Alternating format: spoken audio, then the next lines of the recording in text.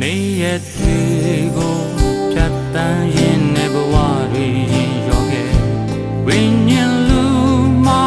ရှင်သန်ကထူးခြားမှုရှိလားအမြင်တွေဟိုတဝါမလေးရဲ့သဘောနဲ့လူတွေဖြစ်ခဲ့ရင်လောကကဘာမြေမှာပဲနိုင်ငံဝင်စေမယ်ရှိစကီလမ်းမုန်တိုင်းချမ်းလည်းဖြတ်လျှောက်သွားနိုင်မယ်ဝိညာဉ်တော်သည်အမြဲတမ်းကူညီလမ်းပြပေးလိမ့်မယ်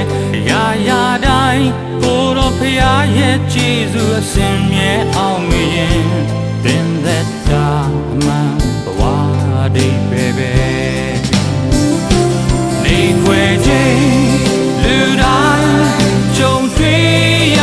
မယ်ဘူပန်နေစရာမလိုပါ၍နှုတ်ခွေခဲ့ပြီကရာနီအပြစ်ကြွေခေရှိ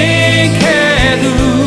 ယုံကြည်ခံလူကိုကဲ့တင်